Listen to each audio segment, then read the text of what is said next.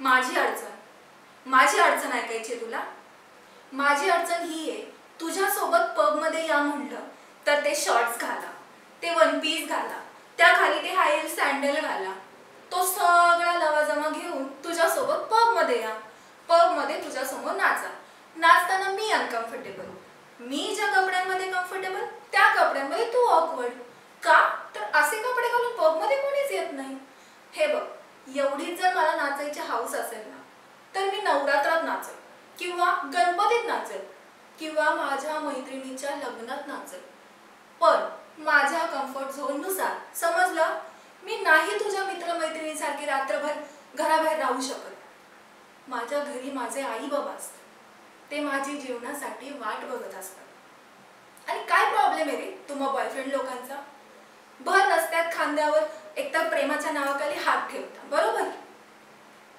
त्यामध्ये एक सांगून ठेवते तुला, प्रेमाच्या नावाखाली भर रस्त्यात खांद्यावर हात टाकणे इट्स ओके, पण आम्ही जर का तुमच्या मित्रांसमोर हात पकडला तर तुमच्या अंगात जाकीरूचा संचारतो आणि काय तुमचा सात लोंढा बनतो. फोन वेळा 100 आय लव्ह यू म्हटलं तर आय लव्ह यू टू म्हणायला तुमची फाटते. हॅलो ऑफिसमध्ये, हॅलो बॉस समोर आहे, मित्रांसोबत आहे. पण जर का एखाद्या मित्रांनी 90 पाजली तर लगेच फेसबुक, व्हॉट्सॲप, सोशल मीडिया सगळीकडे, इंस्टाग्राम सगळीकडे दोस्ती यारीचे स्टेटस. परवा काय टाकलं होतंस? बोल, थांब ना मी सांगते. परवा काय टाकलं होतंस? आपली दोस्ती फुल टाइम मस्ती. पण जेव्हा ही सगळी मस्ती उतरते, पैसे संपतात, तेव्हा सगळ्यात आधी कोण आठवते? कोण आठवतं? गर्लफ्रेंड. अरे जा, इतर पोरांच्या गर्लफ्रेंड्सचे नखरे बघ. काय तर म्हणे पिझ्झा पाहिजे, काय तर म्हणे बर्गर पाहिजे, आज काय तर म्हणे मल्टीप्लेक्स पाहिजे.